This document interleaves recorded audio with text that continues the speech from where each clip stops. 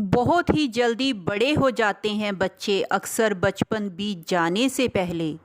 बहुत ही जल्दी बड़े हो जाते हैं बच्चे अक्सर बचपन बीत जाने से पहले। नन्हे परिंदों को खुली हवा में सांस तो लेने दो। चुलबुलाहट के पंख लगाकर उड़ान भरने दो खुले आसमान की।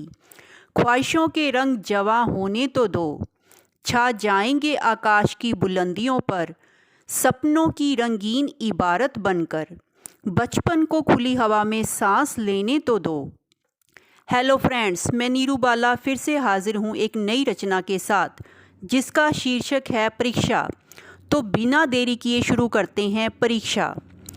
मेहनत कश और एक मध्यम वर्गीय परिवार का दुलारा अतुल बचपन से ही पढ़ाई में बहुत होशियार था। सबकी आंखों का तारा और बहुत ही संजीदा। अतुल के पापा का छोटा सा कारोबार था और माँ संगीता एक घरेलू कामकाजी महिला थी। संगीता आरंभ से ही अतुल की पढ़ाई को लेकर बहुत सजग थी। अतुल के स्कूल और घर की सारी जिम्मेदारी संगीता ही संभालती थी। अतुल को क्रिकेट का भी काफ़ी शौक था। वह हर दिन अपने मित्रों के साथ क्रिकेट भी खेलने जाता था। 8वीं कक्षा में अतुल पूरे स्कूल में अव्वल आया। संगीता की खुशी का तो पारोबार ही न था। मानो वो बिना पंखों के ही उड़ी जा रही थी। धीरे धीरे अतुल पर पढ़ाई का बोझ बढ़ने लगा। अब वो 10वीं कक्षा में पहुंच चुका था। माँ ने बिना अतुल की मर्जी के उसका खेलना कूदना बंद कर दिया। बिना संगीता की इजाज़त के अतुल का कोई भी मित्र उससे मिलने नहीं आ सकता था।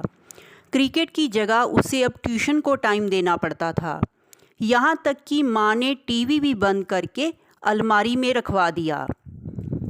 अतुल पर बोझ बढ़ता ही जा रहा था। वो अंदर ही अंदर परेशान रहने लगा। जिन किताबों को देखकर वो खुश होता था वो उसे डरावनी कहानी लगने लगी थी। पर वो माँ का दिल नहीं तोड़ना चाहता था। बहुत कोशिश करने के पश्चात भी उसे कुछ समझ नहीं आता था। ट्यूशन पर भी वो गुमसुम रहता। संगीता को लग रहा था कि पढ़ाई से अतुल जी चुराने लगा है। वो भी उसे पढ़ाती पर कोई खास नतीजा नहीं निकल रहा। एक दिन क्रोधवश उसने अतुल को कमरे में बंद कर दिया और पूरा दिन उसे खाने को कुछ भी नहीं दिया। इतना कठोर व्यवहार करने पर भी परिस्थितियां ज्यों की त्यों ही बनी रही। परीक्षा आरंभ होने को 2 दिन बाकी रह गए थे। अतुल बहुत डर गया था। जिस परीक्षा का प्रतिवर्ष वो बेसब्री से इंतज़ार करता था, अब जैसे जैसे परीक्षा का दिन नज़दीक आ रहा था उसकी मति ने तो काम करना बंद कर दिया था। इतना असहाय वो अपने आप को महसूस कर रहा था जितना वो पहले कभी ना हुआ था। माँ ने उसको समझाया, अगर तुम इस वर्ष अच्छे अंक नहीं प्राप्त करोगे तो तुम्हारा पूरा भविष्य चौपट हो जाएगा।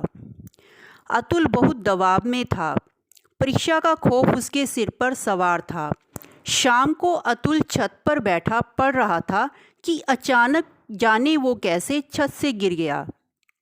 अतुल को काफ़ी चोटें आई। उसे फ़ौरन अस्पताल ले जाया गया, मगर तब तक उसका काफ़ी खून बह चुका था। उसके पैर की हड्डी भी टूट चुकी थी। डॉक्टर की कड़ी मेहनत और अथक प्रयास से अतुल की सेहत में ज़्यादा फर्क नहीं पड़ रहा था। उसे कई बोतलें खून भी चढ़ाया गया। अतुल कोमा में जा चुका था। संगीता इस अचानक हुए हादसे से हतप्रभ थी। उसकी तो जैसे सुध-बुध ही खो गई थी।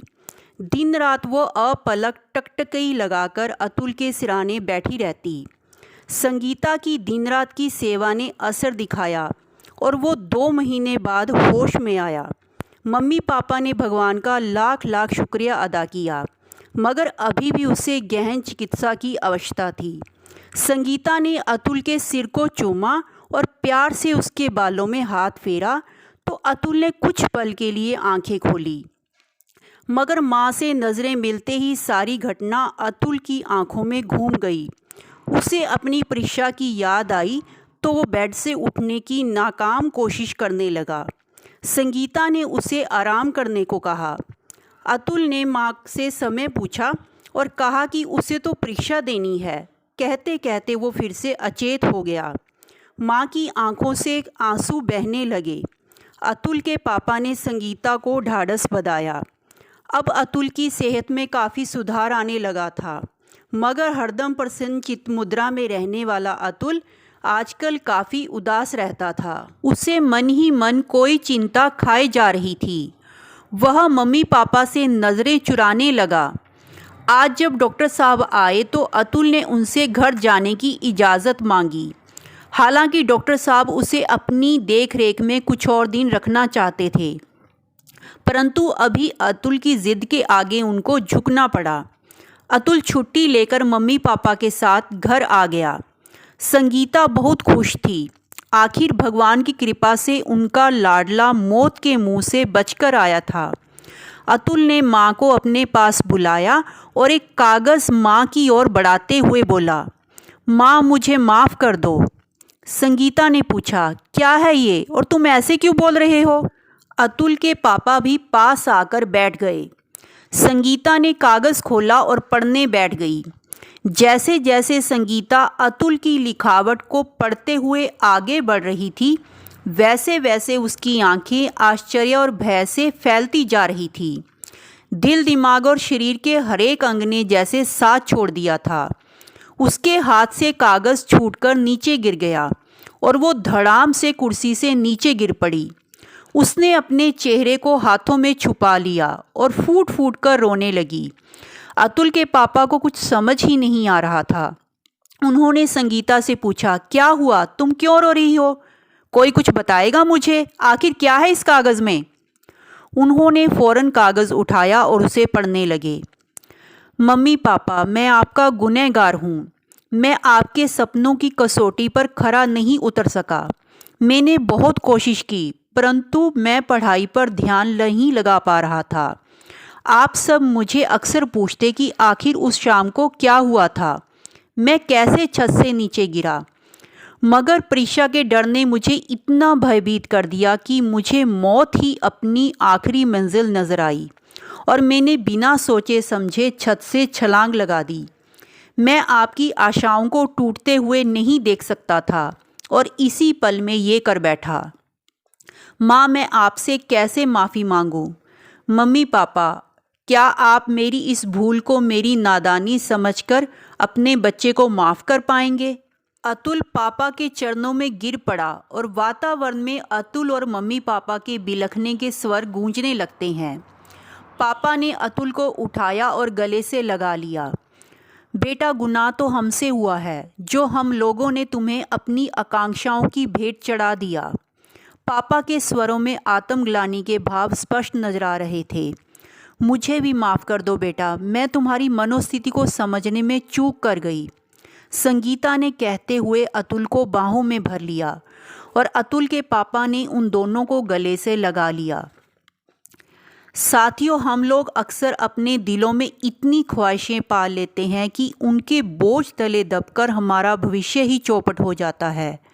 सपने देखना कोई बुरी बात नहीं, मगर इच्छाओं को इतनी बलवती नहीं होना चाहिए कि उन्हें पूरा करते करते हमारा वर्तमान भी दांव पर लग जाए। दोस्तों, परीक्षा के इस खौफ ने न जाने कितने नौनिहालों को असमय ही मौत का ग्रास बना दिया है और शून्य में रह जाता है एक प्रश्न चिन्ह, जिसकी लपटों में जलकर पूरा परिवार खाक हो जाता है। दोस्तों, मैं बहुत जल्द फिर से हाजिर होंगी एक नई रचना के साथ। तब तक आप स्वस्थ रहिए, मस्त रहिए और हमारे चैनल को सब्सक्राइब कीजिए। धन्यवाद।